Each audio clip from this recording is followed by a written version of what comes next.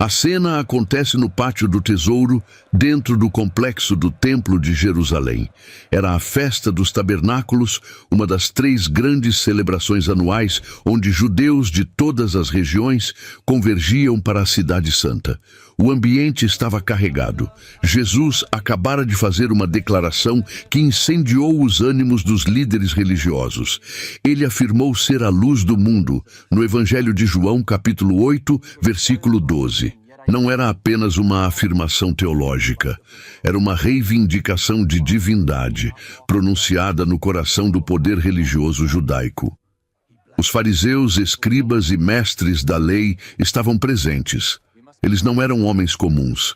Eram estudiosos que dedicavam a vida inteira à Torá. Memorizavam livros completos das Escrituras. Debatiam cada vírgula da lei mosaica. E agora, um carpinteiro de Nazaré, sem credenciais rabínicas oficiais, sem formação nas escolas reconhecidas, estava desafiando toda a estrutura religiosa que eles representavam. A tensão não era apenas teológica. Era política, social e profundamente pessoal. O diálogo que se desenrola nos versículos seguintes não é uma conversa teológica tranquila. É um confronto. Os fariseus questionam a autoridade de Jesus, atacam suas credenciais, insinuam que seu testemunho não tem validade legal, segundo as normas judaicas. Jesus responde com uma firmeza que desarma os argumentos deles um por um. Ele fala do Pai, de sua missão, de sua origem celestial. Mas muitos dos que ouviam começaram a crer nele, conforme registrado no versículo 30. E é exatamente para esses novos crentes, não para os fariseus endurecidos, que Jesus dirige as palavras mais profundas. Ele diz no versículo 31, Se vós permanecerdes na minha palavra, verdadeiramente sereis meus discípulos.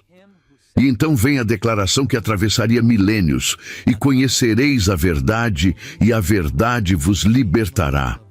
Essa frase não foi dita num vácuo espiritual. Foi pronunciada num contexto de confronto, de resistência religiosa, de corações divididos entre a tradição e a revelação viva que estava diante deles. Entender esse contexto muda completamente o peso do versículo 32. A reação dos ouvintes revela o problema central. Eles imediatamente respondem: somos descendência de Abraão e jamais fomos escravos de ninguém. A ironia é brutal. Eles estavam literalmente sob ocupação romana naquele exato momento. Soldados romanos patrulhavam as ruas de Jerusalém. Tributos eram cobrados à força. A liberdade política de Israel era uma memória distante, mas eles não conseguiam enxergar isso. Sua identidade estava tão amarrada à linhagem abraâmica, à circuncisão, ao cumprimento exterior da lei, que a ideia de precisar de libertação os ofendia profundamente. Jesus não estava falando de liberdade política. Ele estava expondo uma escravidão muito mais profunda e perigosa, a escravidão ao pecado, registrada no versículo 34. E essa escravidão não respeita genealogia, conhecimento religioso ou posição social. Ela aprisiona fariseus e publicanos, mestres da lei e prostitutas, ricos e pobres. A verdade que liberta não é um conceito filosófico. É uma pessoa viva, confrontando corações endurecidos pela religiosidade vazia e pelo orgulho espiritual. Esse é o cenário real de João capítulo 8, versículo 32. Quando Jesus disse, conhecereis a verdade, ele usou a palavra grega aletheia. No grego do Novo Testamento, essa palavra carrega um peso que vai muito além da nossa compreensão moderna de verdade como simples exatidão factual. Aletheia significa literalmente não escondido, não velado, revelado. É a realidade das coisas como elas realmente são, sem máscaras, sem distorções, sem camadas de interpretação humana que obscurecem o real. No pensamento hebraico, que moldava a cosmovisão de Jesus e dos discípulos, Verdade não era apenas algo que você conhece intelectualmente. Era algo que você vive, experimenta, incorpora. A palavra hebraica correspondente é emet, que está ligada à fidelidade, firmeza, confiabilidade. Quando Deus é chamado de Deus de verdade no Antigo Testamento, como em Salmos capítulo 31, versículo 5, não significa apenas que Ele não mente. Significa que Ele é absolutamente confiável, que Sua palavra se cumpre, que Ele é a rocha sólida sobre a qual tudo se sustenta. Jesus não estava oferecendo um sistema filosófico quando falou de verdade. Ele estava oferecendo a própria realidade de Deus revelada. No Evangelho de João, capítulo 1, versículos 17 e 18, está escrito que a lei foi dada por meio de Moisés, mas a graça e a verdade vieram por meio de Jesus Cristo. A verdade aqui é inseparável da pessoa de Cristo. Ela não é uma doutrina abstrata que pode ser desconectada do relacionamento vivo com Ele. A Aletheia, no contexto joanino, aponta para a revelação completa do caráter de Deus, dos propósitos divinos, da natureza real do pecado e da salvação. É a luz que invade as trevas e expõe tudo que estava escondido. No capítulo 14, versículo 6, Jesus declararia de forma ainda mais direta: Eu sou o caminho, a verdade e a vida. Ele não disse que tinha a verdade ou que ensinava a verdade. Ele é a verdade encarnada. Isso transforma completamente a natureza do que significa conhecer a verdade. Não é acumular informações corretas sobre Deus. É encontrar Deus pessoalmente em Cristo. Essa compreensão destrói a ideia moderna de que verdade é apenas ter a teologia certa ou defender doutrinas corretas. Os fariseus tinham doutrinas corretas sobre muitas coisas. Eles criam num Deus único, aguardavam o Messias, estudavam as Escrituras diariamente, mantinham padrões éticos rigorosos. Mas Jesus disse a eles, no versículo 44 do mesmo capítulo 8, Vós tendes por pai o diabo. Como homens tão religiosos podiam estar tão longe da verdade? Porque eles tinham informação sem transformação. Tinham ortodoxia sem vida. Conheciam fatos sobre Deus, mas não conheciam Deus. A Aletheia exige mais do que assentimento intelectual. Exige rendição, abertura, disposição para ser confrontado e mudado. A verdade de João 8,32 não é neutra. Ela invade, desafia, desconstrói estruturas mentais, expõe motivações ocultas, revela ídolos secretos. Ela é viva e eficaz, mais cortante que qualquer espada de dois gumes, como descrito em Hebreus capítulo 4, versículo 12. E é exatamente por isso que ela liberta.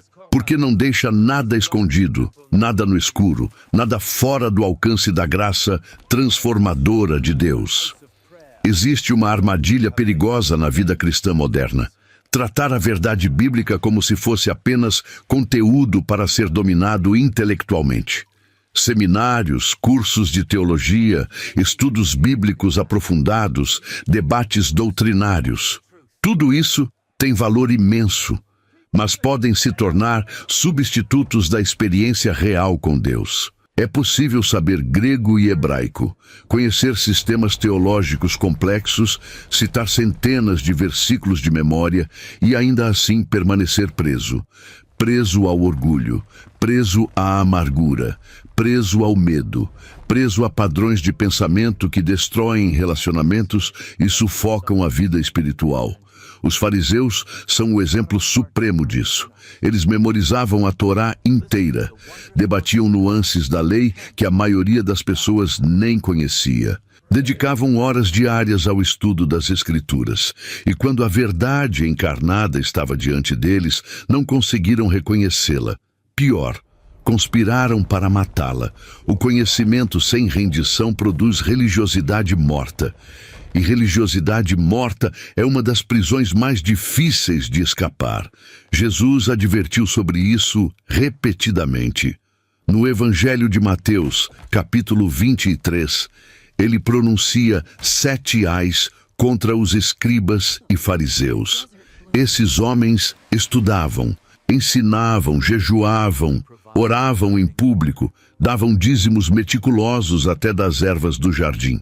Mas Jesus os chama de hipócritas, guias cegos, sepulcros caiados. Por quê? Porque toda aquela atividade religiosa, todo aquele conhecimento bíblico, não estava produzindo transformação interior. Eles conheciam a verdade sobre justiça, misericórdia e fé, mas negligenciavam exatamente essas coisas, conforme o versículo 23. Limpavam o exterior do copo enquanto o interior estava cheio de rapina e intemperança. Pareciam justos por fora, mas por dentro estavam cheios de hipocrisia e iniquidade. O conhecimento teológico deles era vasto e preciso, mas não os libertava. Porque conhecer a verdade, no sentido de João 8,32, não é ter informações corretas sobre Deus. É permitir que Deus, através de Cristo, invada cada área da vida, exponha cada mentira que acreditamos sobre nós mesmos e sobre Ele, e nos transforme de dentro para fora. A diferença está na postura do coração. Você pode estudar a Bíblia para dominar o texto, ou pode abrir a Bíblia e permitir que o texto domine você. Pode buscar conhecimento para ganhar debates, impressionar outros, construir uma reputação de pessoa espiritual. Ou pode buscar conhecimento de Deus com um coração quebrantado, disposto a ser confrontado, pronto para mudar quando a verdade revelar áreas de pecado e incredulidade. O apóstolo Paulo tinha um currículo teológico impecável. Fariseu de fariseus, irrepreensível quanto à lei, zeloso, estudioso, dedicado.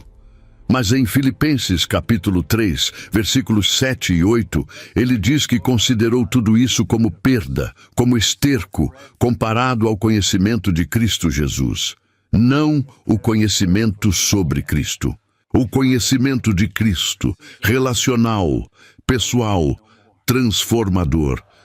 Esse é o conhecimento que liberta. Quando a verdade sai da cabeça e alcança o coração, quando deixa de ser teoria e se torna experiência viva, quando confronta não apenas erros doutrinários, mas a raiz do pecado e da rebeldia interior, então ela começa a quebrar correntes. Correntes de vergonha, correntes de vício, correntes de padrões mentais destrutivos herdados por gerações, correntes de medo que paralisam. A verdade de João 8,32 não é informação fria, é fogo que purifica e luz que expõe para curar. A palavra conhecereis, no versículo 32, não é acidental. No grego original, Jesus usa o verbo ginosco, que carrega um significado muito mais profundo do que simplesmente saber algo intelectualmente. Ginosco implica conhecimento por experiência direta, íntima, pessoal. É o mesmo verbo usado em Gênesis, capítulo 4, versículo 1, quando diz que Adão conheceu Eva e ela concebeu. Não era conhecimento teórico sobre Eva. Era união, intimidade, experiência compartilhada. Quando Jesus diz, conhecereis a verdade, ele não está falando de aprender fatos sobre a verdade. Está falando de experimentar a verdade, de ser envolvido por ela, de permitir que ela penetre nas camadas mais profundas da sua existência. Esse tipo de conhecimento não acontece numa sala de aula apenas.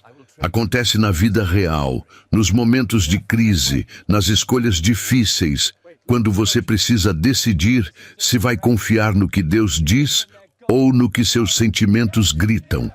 Existe uma progressão no ensino de Jesus aqui que muitos perdem. Ele não começa com conhecereis a verdade.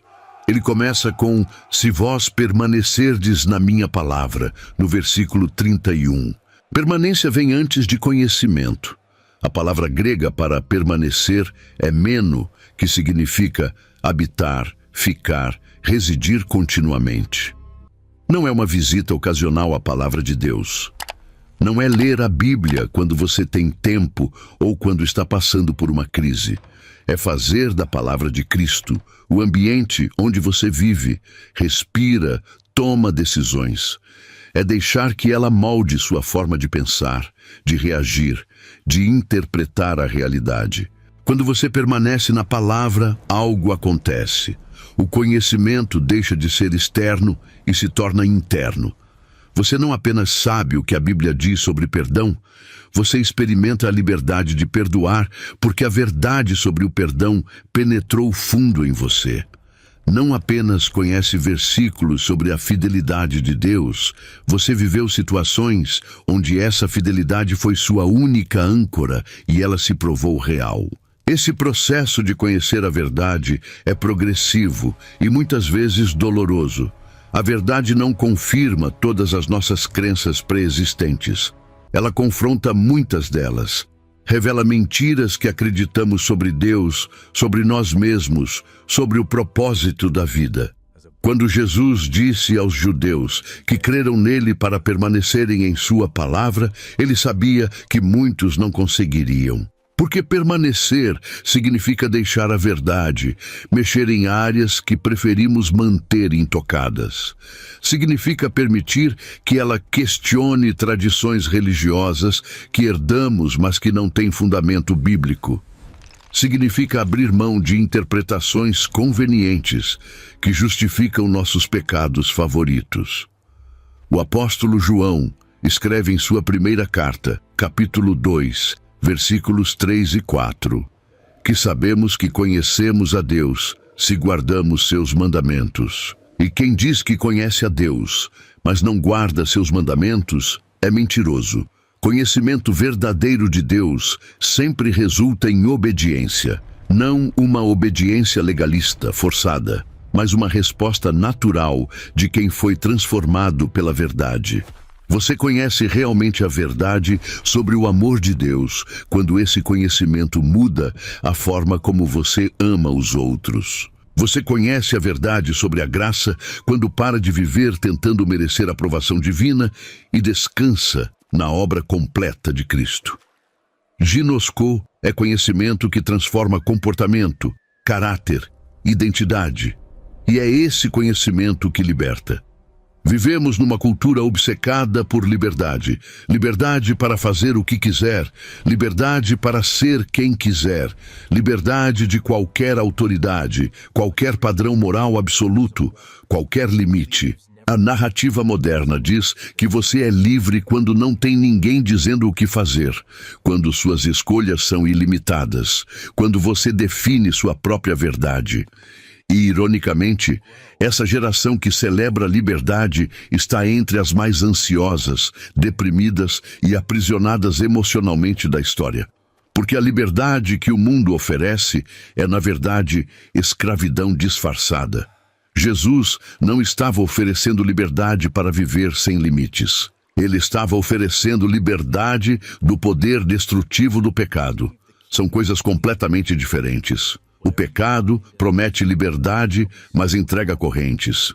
Promete prazer, mas entrega vazio.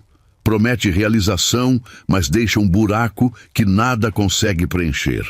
A verdade liberta exatamente porque expõe essas mentiras e aponta para algo maior, mais real, mais satisfatório. A liberdade bíblica não é ausência de submissão, é submissão à pessoa certa. Jesus disse no Evangelho de Mateus, capítulo 11, versículos 28 a 30, «Venham a mim todos os que estão cansados e sobrecarregados, e eu lhes darei descanso. Tomem sobre vocês o meu jugo e aprendam de mim, porque sou manso e humilde de coração, e vocês encontrarão descanso, pois o meu jugo é suave e o meu fardo é leve». Ele não disse, livrem-se de todo jugo. Ele disse, troquem de jugo, porque todo ser humano está debaixo de algum jugo. Ou você serve a Cristo, ou serve ao pecado. Ou está sob o senhorio de Jesus, ou está sob a tirania dos próprios desejos, das opiniões alheias, dos padrões do mundo, do medo, da culpa. Paulo escreve em Romanos capítulo 6, versículo 16, que somos escravos daquele a quem obedecemos, seja do pecado para a morte, seja da obediência para a justiça. Não existe neutralidade. A questão não é se você vai servir a alguém. A questão é a quem você vai servir. A verdadeira liberdade é ser livre para viver conforme você foi criado para viver. Um peixe não é livre fora da água. Você pode tirar um peixe do aquário, colocá-lo no chão e dizer: agora você está livre, não tem mais limites, pode ir para onde quiser. Mas aquele peixe vai morrer, porque ele foi feito para a água. Os limites do aquário não são opressão, são proteção. Da mesma forma, fomos criados à imagem de Deus, para viver em relacionamento com Ele, refletindo sua glória, andando em santidade. Quando tentamos viver fora desse design, fora dos limites que Deus estabeleceu para nosso bem, não encontramos liberdade. Encontramos destruição. A verdade liberta porque nos reconecta com nosso propósito original. Ela quebra o poder de mentiras que nos dizem que podemos encontrar vida longe de Deus. Ela destrói a ilusão de que a autonomia total é o caminho para a felicidade. Em João capítulo 10, versículo 10, Jesus diz que o ladrão vem apenas para roubar, matar e destruir, mas ele veio para que tenhamos vida, e vida em abundância. Vida abundante não é vida sem regras. É vida plena, realizada, alinhada com a verdade sobre quem Deus é e quem fomos criados para ser. E essa vida só é possível quando a verdade nos liberta das mentiras que nos mantinham presos a uma existência vazia, mesmo quando parecia livre por fora. A escravidão mais perigosa é aquela que a pessoa não reconhece. Os judeus que ouviram Jesus em João 8 responderam indignados: jamais fomos escravos de ninguém. Eles não conseguiam enxergar as correntes. Estavam tão acostumados com elas que as consideravam normais. Essa é a natureza do pecado. Ele cega, não apenas quanto às suas consequências futuras, mas quanto à própria realidade presente. Uma pessoa pode estar completamente dominada pela amargura e achar que está apenas sendo justa. Pode estar escravizada pelo orgulho e chamar isso de autoconfiança. Pode viver aprisionada pelo medo e justificar como prudência. O pecado não se apresenta como algemas. Ele se disfarça de liberdade, de direitos, de necessidades legítimas. Enquanto a pessoa não enxergar a prisão, nunca vai buscar a chave. Jesus veio trazer luz exatamente para isso, para expor o que estava escondido, para chamar as coisas pelo nome verdadeiro. Existem prisões que a cultura moderna não apenas tolera, mas celebra. A prisão do consumismo, que diz que você precisa de mais para ser feliz, que sua identidade está no que você possui, que sucesso é medido por conquistas materiais. Milhões vivem aprisionados numa corrida sem fim, trabalhando para comprar coisas que não precisam, para impressionar pessoas que nem conhecem bem, enquanto perdem relacionamentos, saúde, paz, e chamam isso de ambição. A prisão da validação externa, onde seu valor depende de curtidas, comentários, aprovação constante de outros. Você acorda checando notificações, posta algo e fica ansioso esperando reações. Compara sua vida com versões editadas da vida alheia nas redes sociais. E quando a validação não vem, ou vem, mas nunca é suficiente, a ansiedade e a depressão aumentam. Mas ninguém chama isso de escravidão. Chamam de conectividade. A prisão do vitimismo, onde a pessoa se define pelas coisas ruins que aconteceram, vive relembrando mágoas, usa o passado como desculpa para não mudar, transfere responsabilidade por todas as suas escolhas para outras pessoas ou circunstâncias. E chama isso de honestidade emocional. Jesus não veio validar essas prisões. Ele veio destruí-las. E o primeiro passo é sempre o mesmo: trazer verdade. A verdade de que você não foi criado para viver escravizado por opiniões alheias. A verdade de que seu valor não está no que você faz ou possui, mas em quem Deus diz que você é. A verdade de que perdão não é opcional para quem foi perdoado, conforme a parábola em Mateus, capítulo 18, versículos 21 a 35. A verdade de que responsabilidade pessoal e graça divina andam juntas, como Paulo ensina em Filipenses capítulo 2, versículos 12 e 13, onde diz para desenvolvermos nossa salvação com temor e tremor, porque é Deus quem efetua em nós tanto o querer quanto o realizar. Quando a verdade penetra nessas áreas, ela dói antes de libertar, porque ela destrói narrativas que construímos para nos proteger. Ela expõe mecanismos de defesa que desenvolvemos para evitar dor. Ela chama de pecado o que aprendemos a chamar de preferência pessoal ou característica de personalidade. Mas é exatamente esse confronto doloroso com a verdade que abre caminho para a liberdade real. Você não pode ser liberto de uma prisão que não admite estar. E a verdade é a única coisa poderosa o suficiente para abrir nossos olhos para as correntes que carregamos sem perceber. Os fariseus representam um dos maiores paradoxos da história espiritual. Eles eram os guardiões das Escrituras, os estudiosos mais dedicados da palavra de Deus em sua geração.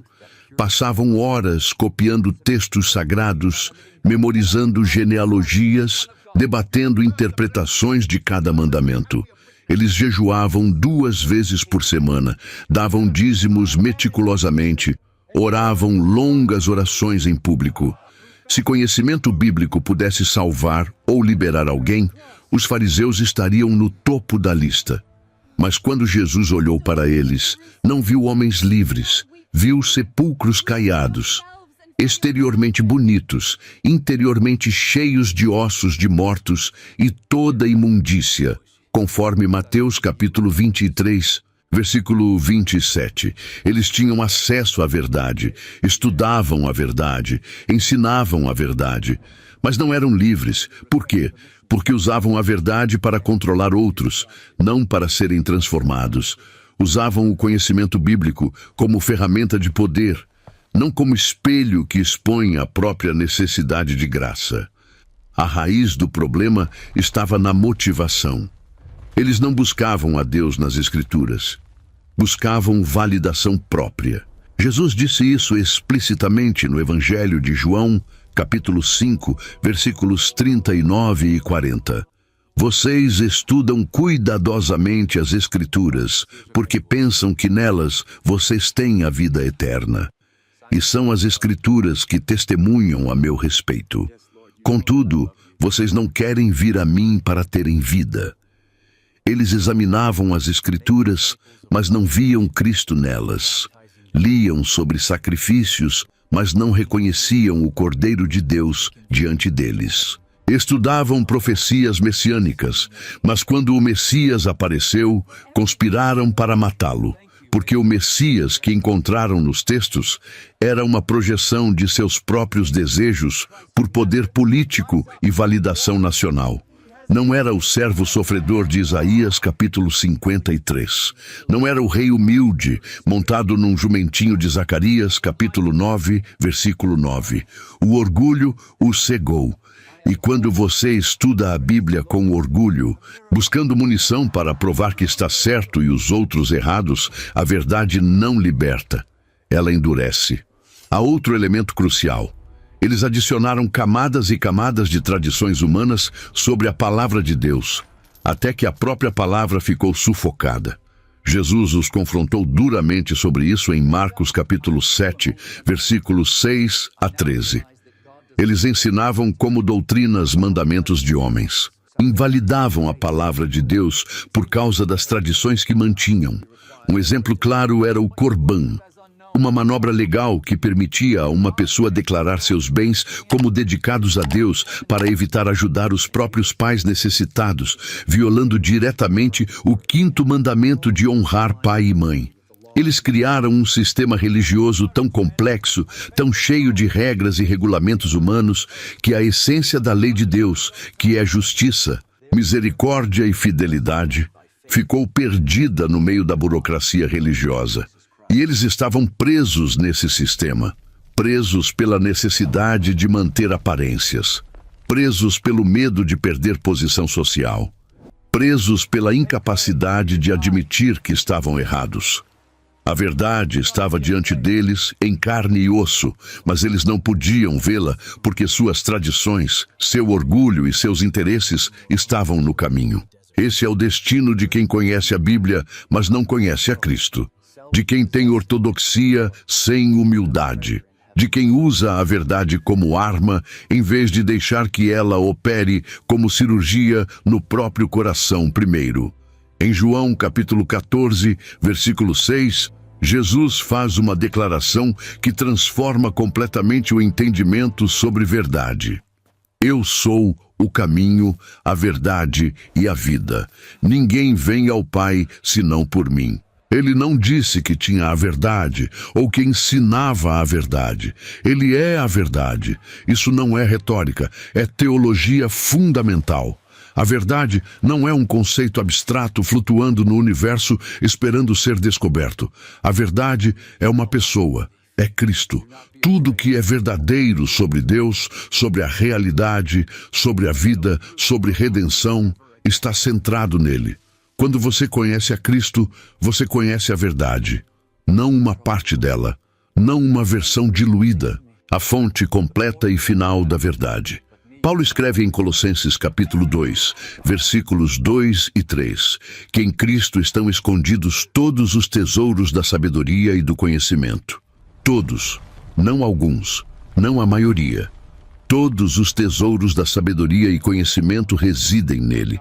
Essa verdade personificada confronta diretamente o relativismo moderno que diz: cada um tem sua verdade. Não. Cada um tem sua opinião, cada um tem sua perspectiva. Mas verdade, por definição, corresponde à realidade objetiva. E Jesus reivindica ser essa realidade objetiva encarnada. Quando Pilatos perguntou a Jesus: o que é a verdade? Em João capítulo 19, versículo 38, ele estava fazendo a pergunta certa para a pessoa certa, mas não esperou pela resposta. A resposta estava diante dele. Jesus é a resposta. Ele é a verdade sobre Deus. Nenhum homem jamais viu a Deus, mas o Filho unigênito, que está no seio do Pai, esse o revelou. Conforme João capítulo 1, versículo 18. Se você quer saber como Deus é, olhe para Jesus. Ele é a verdade sobre humanidade, o segundo Adão. O homem perfeito que mostra o que a humanidade deveria ser antes da queda e o que pode se tornar pela redenção. Ele é a verdade sobre pecado e suas consequências. Na cruz, a realidade do julgamento divino sobre o pecado foi completamente exposta. Ele é a verdade sobre salvação. Não há outro caminho, outro nome dado entre os homens, pelo qual devamos ser salvos, conforme Atos capítulo 4, versículo 12. Conhecer a verdade, então, é infinitamente mais do que aprender teologia sistemática ou dominar hermenêutica bíblica. É conhecer a Cristo. É ter um encontro pessoal, transformador, com aquele que é a verdade encarnada. Paulo expressou isso em Filipenses capítulo 3, versículo 10. Quero conhecer a Cristo, o poder da sua ressurreição e a participação em seus sofrimentos. Não conhecer sobre Cristo, conhecer a Cristo, ginosco, intimidade, união vital. Esse conhecimento não acontece apenas através de estudo, embora estudo seja importante. Acontece através de relacionamento vivo. Oração que vai além de pedidos e se torna comunhão. Obediência que brota de amor, não de medo. Experiências onde você precisa confiar nele quando nada mais faz sentido. Momentos onde ele se revela de formas que nenhum livro poderia ensinar. Quando João 8,32 diz que conhecereis a verdade, o cumprimento final dessa promessa é conhecer a Cristo. E conhecê-lo realmente, não superficialmente. Conhecê-lo em sua glória e em sua graça, em sua santidade que nos confronta e em seu amor que nos acolhe. Esse conhecimento é o que liberta. Porque quanto mais você conhece a Cristo, mais você é transformado à imagem dele, conforme 2 Coríntios capítulo 3, versículo 18. E quanto mais você se torna como ele, mais livre você fica de tudo que não é dele.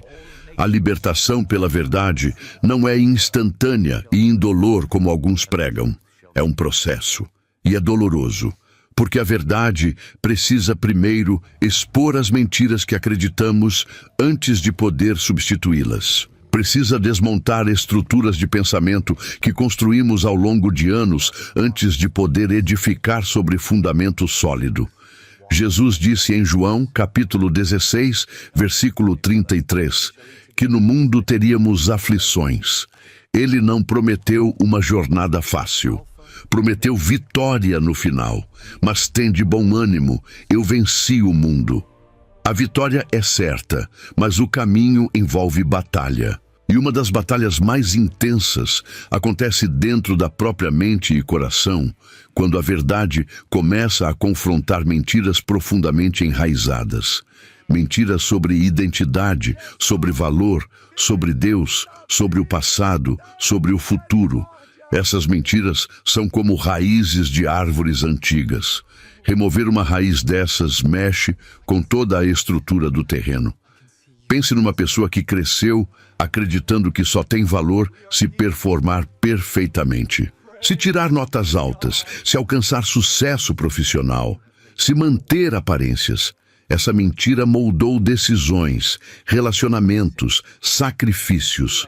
Quando a verdade do Evangelho vem e diz, seu valor não está no que você faz, está em quem Cristo é e no que Ele fez por você. Isso não é apenas informação nova, é terremoto. Toda a estrutura de vida construída sobre performance desmorona.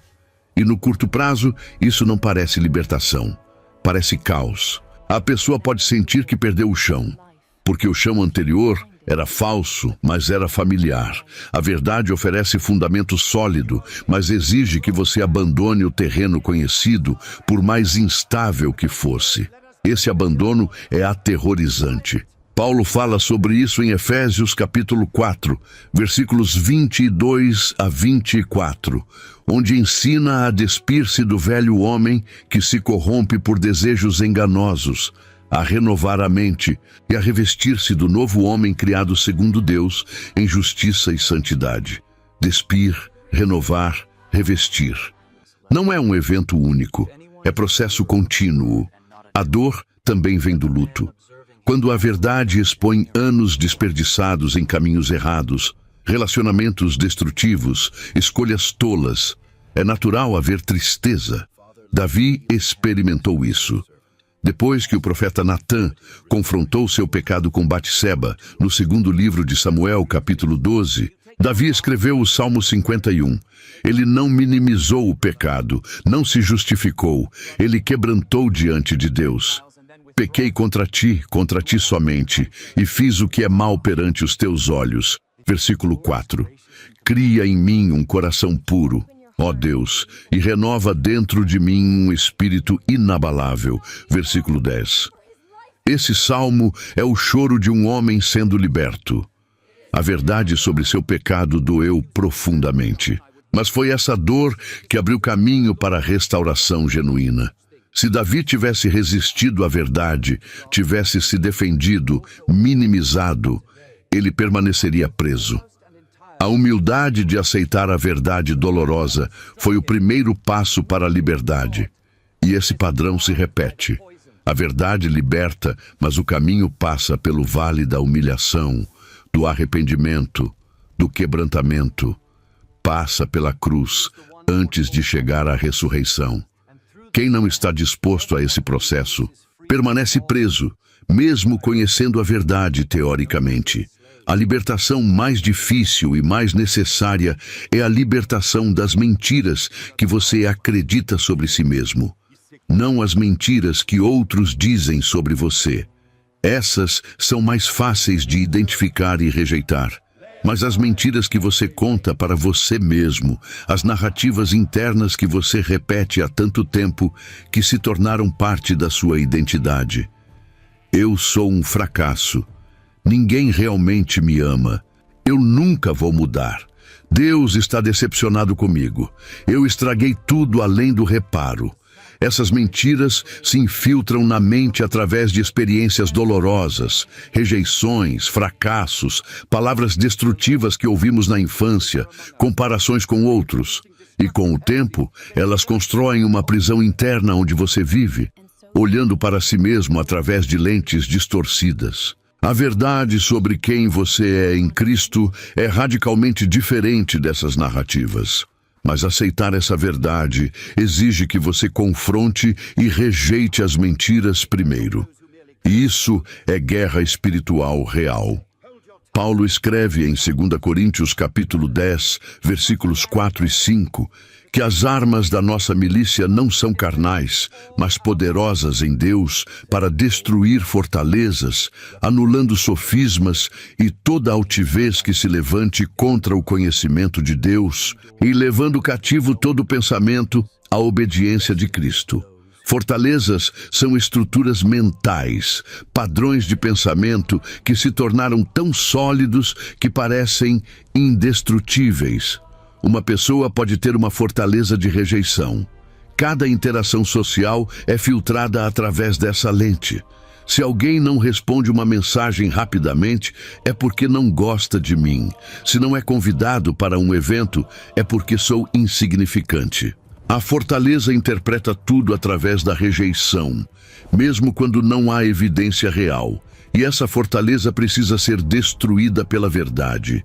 A verdade de que em Cristo você é aceito. Efésios capítulo 1, versículo 6, diz que Deus nos fez agradáveis a si no amado. Sua aceitação não depende de você, depende de Cristo, e Cristo é perfeitamente aceitável ao Pai. Quando você está em Cristo, a aceitação dele é sua aceitação. Mas conhecer esse versículo intelectualmente não destrói a fortaleza. Você precisa levar esse pensamento cativo. Quando a mentira surgir, quando a voz interna disser "você é rejeitado", você precisa confrontá-la com a verdade. Em voz alta, se necessário. Não, essa não é a verdade sobre mim. A verdade é que sou aceito no amado. A verdade é que Deus me escolheu antes da fundação do mundo, conforme Efésios 1:4. A verdade é que nada pode me separar do amor de Deus que está em Cristo Jesus, conforme Romanos 8, 38 e 39.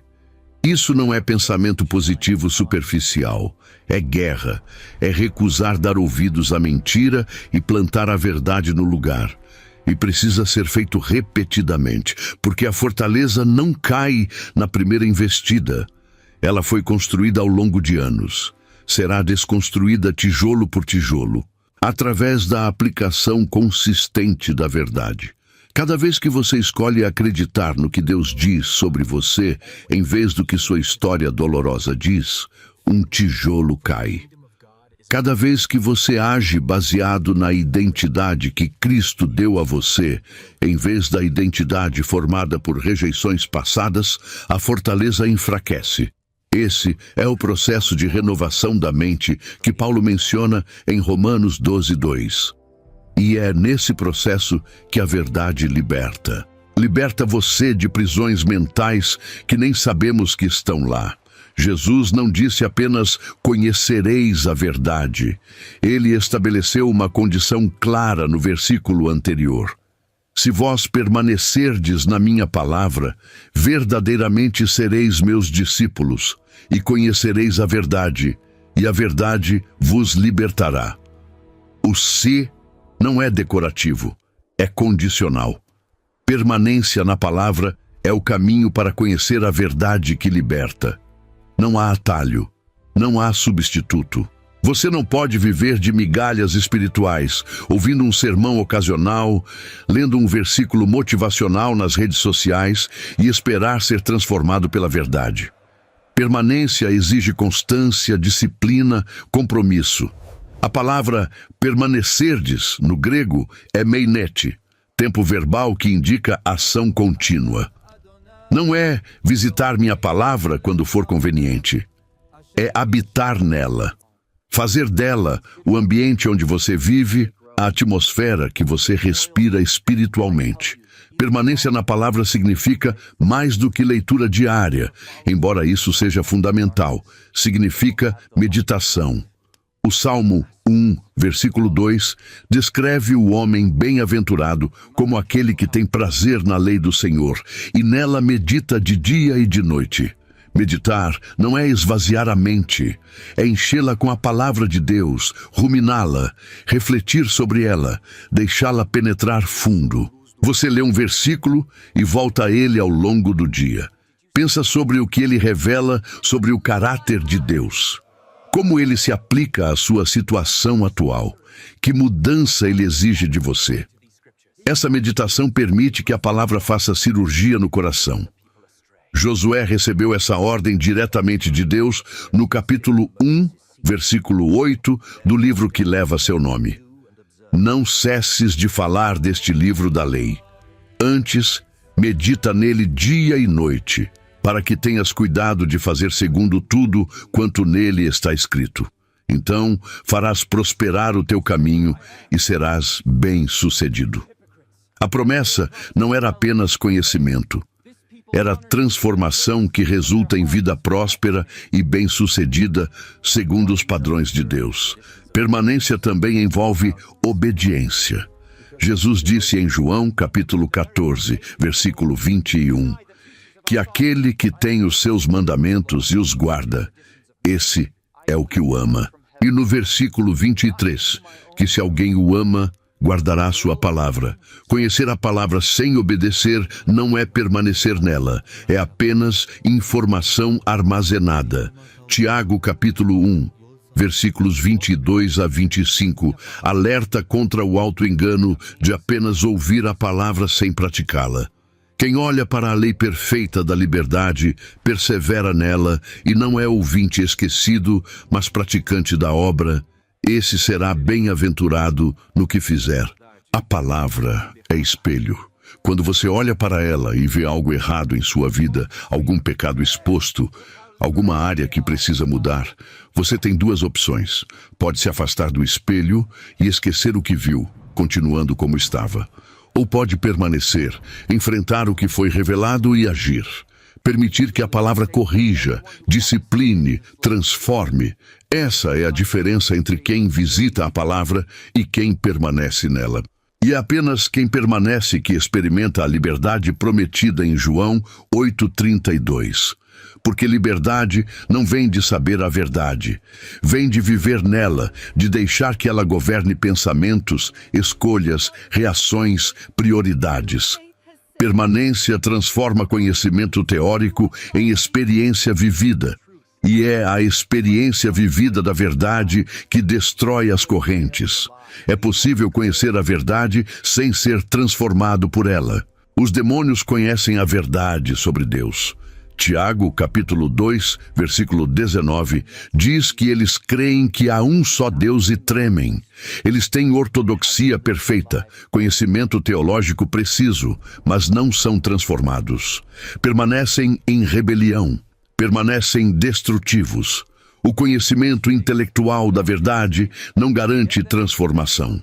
Transformação acontece quando a verdade sai da cabeça e penetra no coração. Quando deixa de ser conceito e se torna convicção. Quando você não apenas sabe o que a Bíblia diz, mas confia no que ela diz, a ponto de agir baseado nisso, mesmo quando vai contra seus instintos, suas emoções, sua lógica humana. Essa é a fé que Hebreus capítulo 11 descreve. Fé que move ação, fé que transforma comportamento, fé que produz obediência, mesmo quando é difícil, custoso, contracultural. A transformação pela verdade acontece através da obra do Espírito Santo.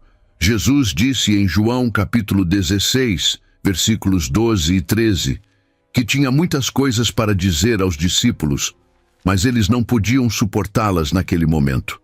Mas quando viesse o Espírito da verdade, ele os guiaria a toda a verdade.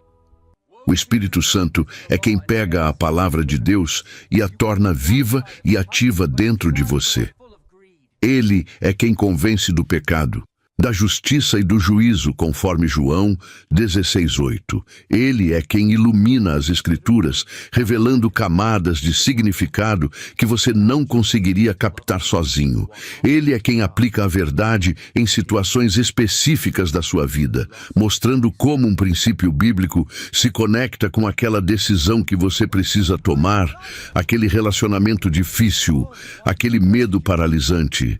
Sem o Espírito, a Bíblia é letra morta. Com o Espírito, ela é espírito e vida, conforme Jesus disse em João capítulo 6, versículo 63. A diferença prática é visível. Uma pessoa pode saber de cor Efésios 4:32, que ensina a ser bondoso e compassivo uns com os outros, perdoando-se mutuamente, assim como Deus em Cristo os perdoou. Pode citá-lo em estudos bíblicos, ensinar sobre ele, mas se ao ser ofendido por alguém, essa pessoa guarda ressentimento, alimenta amargura, busca vingança ou no mínimo distanciamento frio, o conhecimento do versículo não produziu transformação. A verdade estava na mente, mas não no coração. Não moldou resposta emocional. Não mudou o comportamento. Por outro lado, alguém que foi genuinamente transformado por essa verdade pode sentir a dor da ofensa, pode lutar com a vontade de revidar, mas escolhe perdoar. Não porque é fácil, não porque a outra pessoa merece, mas porque a verdade de ter sido perdoado por Deus, de ter recebido compaixão imerecida, penetrou tão fundo que mudou a forma como essa pessoa responde à ofensa. Isso é transformação. E essa transformação é liberdade. Liberdade da escravidão, a amargura que destrói quem a carrega. Liberdade do ciclo de vingança que nunca satisfaz. Liberdade para amar mesmo quando é difícil, porque você foi primeiro amado por Deus quando ainda era inimigo, conforme Romanos 5, 8 e 10. A verdade conhecida intelectualmente informa, a verdade experimentada e vivida transforma. E é a transformação que liberta. Existe algo mais perigoso do que uma mentira óbvia. É a meia-verdade, a mentira disfarçada de verdade. O ensino que tem aparência de piedade, mas que nega o poder dela, conforme 2 Timóteo capítulo 3, versículo 5. Meias-verdades são especialmente perigosas, porque contêm elementos reais misturados com distorções sutis. E porque tem esse componente verdadeiro, as pessoas baixam a guarda, aceitam o pacote completo sem examinar cuidadosamente. Paulo alertou os Gálatas sobre isso. Havia falsos mestres infiltrados, ensinando que a fé em Cristo era importante, mas não suficiente. Era necessário também guardar a lei mosaica, ser circuncidado, seguir regulamentos judaicos. Parecia piedoso, parecia reverente, afinal, eram mandamentos de Deus no Antigo Testamento. Mas Paulo chamou isso de outro evangelho, que na verdade não era evangelho, conforme Gálatas capítulo 1, versículos 6 e 7. E disse que quem pregasse esse evangelho distorcido era anátema, amaldiçoado. Uma das meias-verdades mais comuns hoje é: Deus quer você feliz. Isso soa bonito, soa amoroso. E tem um elemento de verdade. Deus se deleita no bem-estar de seus servos, conforme Salmo 35, versículo 27. Mas quando essa verdade parcial é isolada e distorcida, ela se torna mentira destrutiva. Porque o Deus que só quer sua felicidade não é o Deus da Bíblia. O Deus verdadeiro quer sua santidade, quer sua conformidade à imagem de Cristo, quer sua maturidade espiritual. E, frequentemente, o caminho para essas coisas passa por sofrimento, disciplina, negação de desejos carnais. Hebreus capítulo 12, versículos 5 a 11, ensina que Deus disciplina aqueles que ama, e que toda disciplina no momento não parece ser motivo de alegria, mas de tristeza. Porém, depois produz fruto pacífico de justiça. Se você acredita que Deus existe apenas para sua felicidade, o que acontece quando vem sofrimento? Quando vem provação? Quando Deus diz não para algo que você quer desesperadamente, você conclui que Deus falhou, que Ele não te ama, que você fez algo errado e fica preso num ciclo de dúvida, amargura, distanciamento de Deus. A meia-verdade aprisiona. Outra meia-verdade comum é não julgue. As pessoas citam Mateus capítulo 7, versículo 1, onde Jesus diz: não julgueis para que não sejais julgados. E usam isso para rejeitar qualquer forma de discernimento moral ou confronto de pecado. Quem sou eu para julgar? Cada um vive como quiser. Deus é amor. Ele aceita todo mundo. Mas esse mesmo Jesus que disse para não julgar, também disse no versículo 5 do mesmo capítulo que você deve primeiro tirar a trave do próprio olho, para então enxergar claramente e tirar o cisco do olho do irmão. Ele não proibiu todo julgamento. Proibiu o julgamento hipócrita. E no Evangelho de João, capítulo 7, versículo 24, ele ordena: não julgueis segundo a aparência, mas julgai segundo a reta justiça. Paulo ensina em 1 Coríntios capítulo 5 que a igreja deve julgar aqueles que estão dentro dela, disciplinando membros que vivem em pecado não arrependido. Gálatas capítulo 6, versículo 1, instrui os espirituais a restaurarem com mansidão aquele que foi surpreendido em falta. Restauração exige identificar a falta. Quando a meia-verdade de não julgar domina, o resultado é a igreja sem disciplina, crentes vivendo em pecado aberto sem correção, e pessoas aprisionadas em comportamentos destrutivos porque ninguém as ama o suficiente para falar a verdade. A verdade completa liberta. A meia-verdade aprisiona sob o disfarce de amor. Existe um ditado entre os fariseus modernos: eu prefiro ofendê-lo com a verdade do que agradá-lo com mentiras. Soa nobre, soa corajoso, mas frequentemente é apenas desculpa para a dureza, falta de compaixão, brutalidade emocional disfarçada de retidão. Verdade sem amor não é virtude cristã, é crueldade religiosa. Paulo deixa isso cristalino em 1 Coríntios capítulo 13, versículos 1 a 3.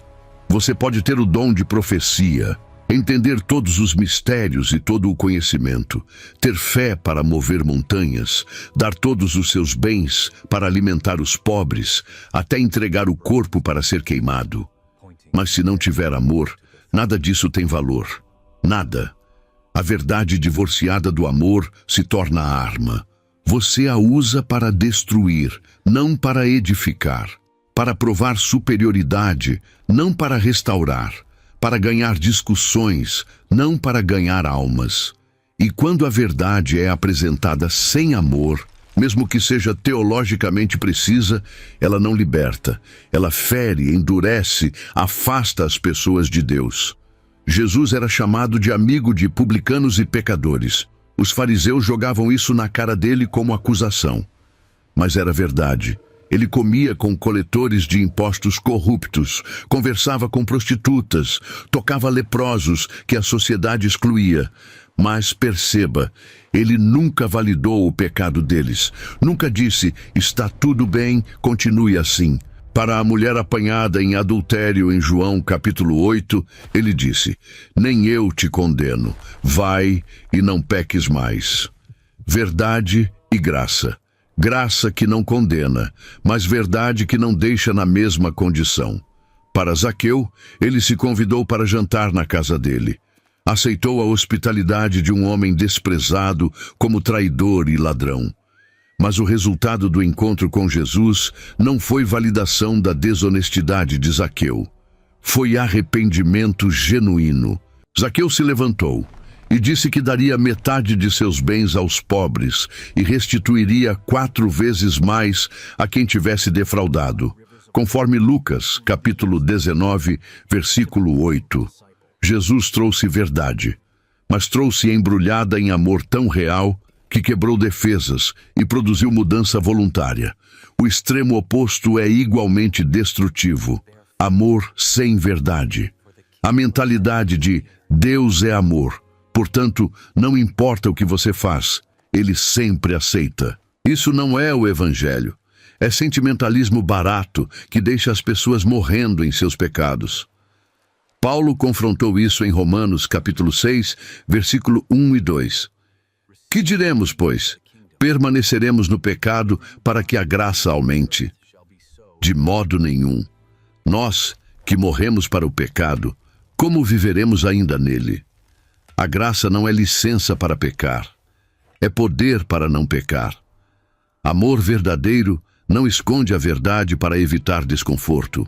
Amor verdadeiro fala a verdade porque se importa com o bem eterno da pessoa mais do que com o conforto temporário. Se você ama alguém que está indo em direção a um precipício, você não fica calado para não ofendê-lo. Você grita, você o agarra, você faz o que for necessário para salvá-lo. Efésios capítulo 4, versículo 15, dá o equilíbrio perfeito, falando a verdade em amor. Verdade e amor não são inimigos, são parceiros inseparáveis. A verdade sem amor é como cirurgia sem anestesia. Tecnicamente correta, mas brutal. Amor sem verdade é como anestesia sem cirurgia. Confortável, mas deixa o câncer crescendo dentro. A verdade bíblica que liberta vem sempre acompanhada do amor divino que restaura. E quando você recebe verdade falada em amor genuíno, mesmo que doa, você sente que aquela pessoa quer seu bem. E isso abre o coração para a mudança. Conhecer todos esses princípios sobre verdade e liberdade não significa nada se permanecerem como conceitos teóricos. A pergunta que fica é: como viver isso na prática? Como sair dessa conversa diferente do que entrou? Primeiro, você precisa identificar as prisões específicas que te seguram. Não de forma genérica, de forma honesta e específica. Sente diante de Deus e pergunte: Senhor, onde estou preso? Que mentiras eu acredito? Que pecados me dominam? Que medos me paralisam? Que amarguras me consomem? E espere, não preencha o silêncio com respostas rápidas. Deixe o Espírito Santo trabalhar. Ele é fiel para revelar. O Salmo 139, versículos 23 e 24, é uma oração poderosa para isso. Sonda-me, ó Deus, e conhece o meu coração. Prova-me e conhece os meus pensamentos. Vê se há em mim algum caminho mau e guia-me pelo caminho eterno. Deus não vai revelar tudo de uma vez. Seria esmagador, mas Ele vai mostrar a próxima área que precisa da luz da verdade. Segundo, comece a alinhar sua vida com a verdade revelada nas Escrituras sobre essa área específica. Se Deus mostrou que você está preso ao medo do que outros pensam, busque versículos sobre a verdadeira fonte de identidade e valor. Escreva-os, memorize-os, declare-os em voz alta quando o medo vier. Provérbios capítulo 29, versículo 25 diz que o temor do homem armará laços, mas o que confia no Senhor será posto em alto refúgio. Isaías, capítulo 43, versículos 1 a 4, declara que Deus te chamou pelo nome. Você é dele, você é precioso aos olhos dele, ele te ama. Essas não são afirmações positivas vazias, são verdades sobre quem Deus é e como ele te vê. E quando você escolhe conscientemente acreditar nessas verdades, em vez de acreditar nas vozes de medo e insegurança, algo muda, não da noite para o dia, mas muda. A fortaleza começa a rachar. Terceiro, ande em comunidade. Você não foi criado para viver a vida cristã sozinho. Hebreus, capítulo 10, versículos 24 e 25, instrui a considerarmos uns aos outros para nos estimularmos ao amor e às boas obras, não deixando de congregar, Confesse suas lutas a irmãos de confiança. Tiago, capítulo 5, versículo 16, diz para confessarmos os pecados uns aos outros e orarmos uns pelos outros para sermos curados. Há poder na confissão.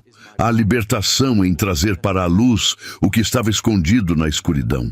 O inimigo quer que você acredite que está sozinho na luta, que ninguém mais passa por isso, que se alguém souber, vão te rejeitar. Essas são mentiras.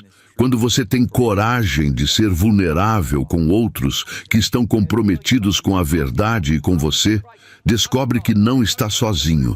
E o apoio, a oração, a prestação de contas que vem dessa comunidade são ferramentas poderosas no processo de libertação. Finalmente persevere. A liberdade pela verdade é jornada, não destino único. Haverá recaídas. Haverá momentos onde você volta para padrões antigos. Não desista. 1 João capítulo 1, versículo 9. Promete que se confessarmos os nossos pecados, Ele é fiel e justo para nos perdoar e nos purificar de toda a injustiça. Levante, confesse e continue caminhando.